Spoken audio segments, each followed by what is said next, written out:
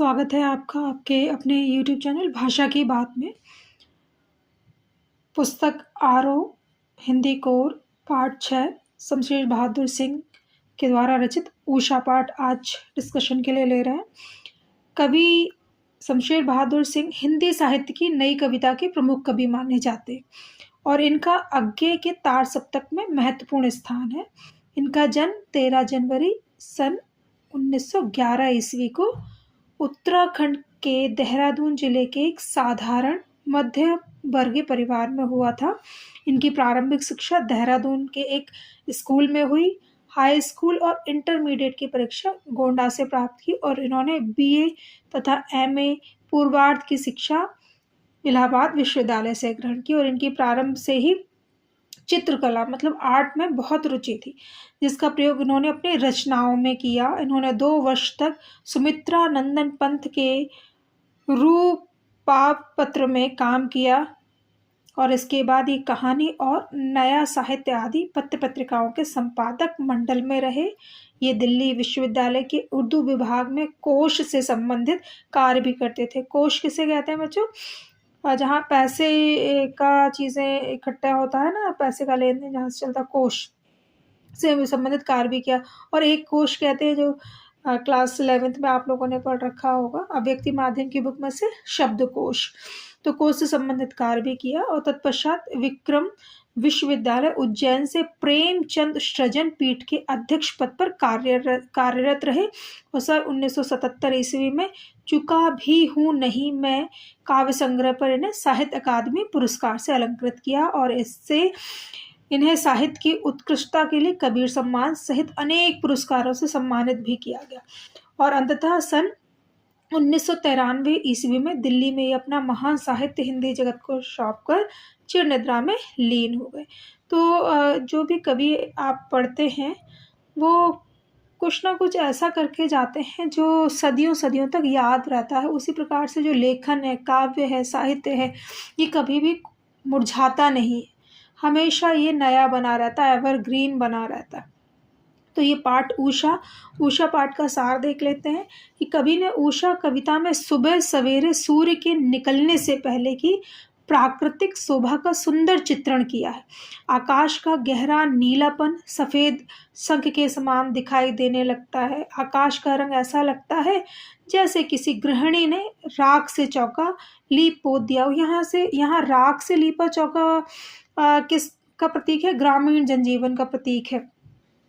तो जो अभी गीला है उसका रंग गहरा है। जैसे ही सूर्य कुछ ऊंचा उठता है और उसकी लाली फैलती है तो ऐसे प्रतीत होने लगता है जैसे केसर से युक्त काले सिल को किसी ने धो दिया है या उस पर लाल खड़िया चाक मल दी हो।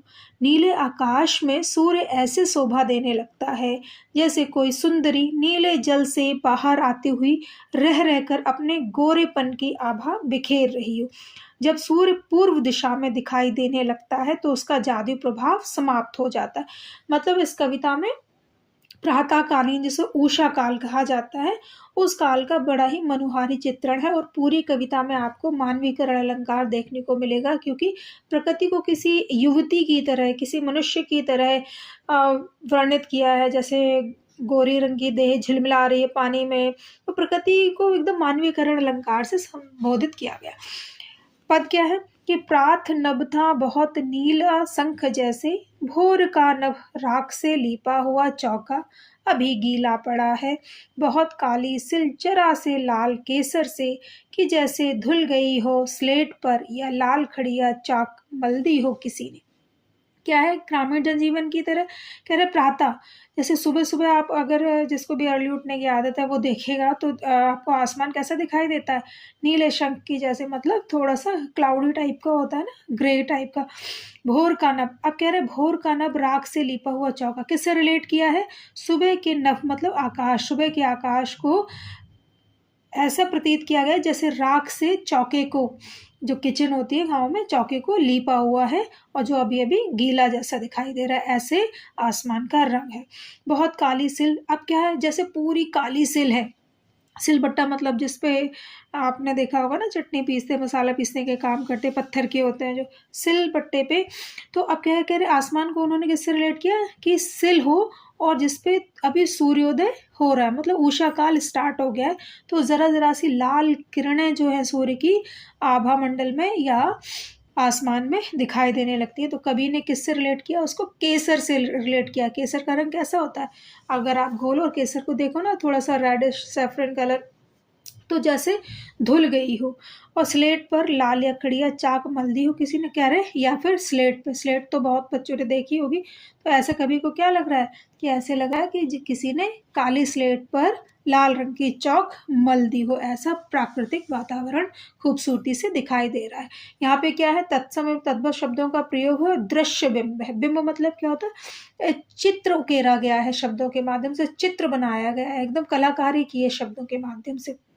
दूसरा क्या, नीला जल में या किसी की गौर झिलमिल देह जैसे हिल रही हो और जादू टूटता है इस उषा का, अब सूर्योदय हो रहा है।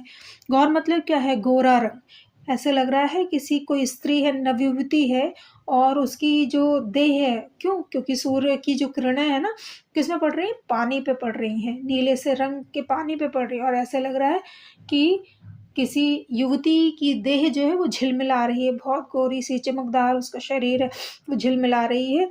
और कवि क्या कहता है, सूर्योदय पूरब, पूरब की दिशा में सूर्य पूरी तरह से निकल आए हैं, और सुबह, सुबह के काल को कहा जाता है उषा काल, कह रहे, और उषा का जादू अब टूट रहा है, सूर्योदय अब हो रहा है। या सूर्योदय क्या मतलब, सूर्य का निकलने से संबोधित किया गया है, और सूर्योदय हो गया। कुछ प्रश्नोत्तरी है, मुख्य प्रश्नोत्तरी है उषा कविता से।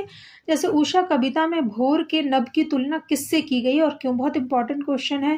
कि उषा कविता में भोर के नभ की तुलना नीले शंख से की गई है, क्योंकि सूर्योदय से पहले भोर के समय का आसमान नीले शंख जैसा लग रहा था, और आकाश का रंग रात की नमी के कारण ऐसा प्रतीत हो रहा था जैसे तुरंत का राख से लिपा हुआ चौका, रसोई बनाने का स्थान जो होता है।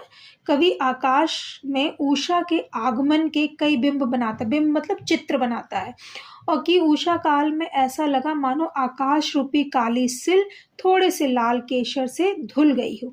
वस्तुतः यह सूर्योदय के पूर्व आकाश में फैली हल्की लालिमा युक्त आभा का बिंब है, मतलब चित्र प्रस्तुत किया गया, किसी बालक ने काली स्लेट पर थोड़ी लाल खड़िया या चाक मल दी हो। अब क्या है, उषा कविता में कवि ने सूर्योदय को किसका जादू टूटना बताया है, और यह जादू किन चीजों का है। कह रहे सूर्योदय होने के साथ ही उषा का जादू किस तरह टूटने लगता है। कह रहे उषा में प्रकृति का जो रंग है अपने सौंदर्य को विविध रूपों में प्रदर्शित करता है, यह सब कवि ने एक जादू के समान बताया। कवि कहता है कि आकाश अपने रंग रूप में प्रतिक्षण नवीन परिवर्तन कर रहा होता है। सूर्योदय के बाद आकाश में सूर्य की तेज किरणें छिटक कर अपना प्रकाश बिखेर देती हैं, जिसके प्रभाव से आकाश का नीला रंग मिट जाता है और उसकी आर्द्रता शुष्कता में परिवर्तित, आर्द्रता मतलब होता है गीलापन, शुष्कता मतलब सूखा हुआ, कह रहे जो उसकी गीलापन है उसकी शुष्कता में परिवर्तित हो जाता है। इस प्रकार उषा का सम्मोहन अर्थात जादू टूटने लगता है। ये दो इम्पोर्टेंट क्वेश्चन है जो कि आप यहाँ देख रहे हैं। बहुत बहुत धन्यवाद वीडियो में बने रहने के लिए। मे बी आपका चैप्टर कंप्लीट हो गया होगा। Thank you for watching.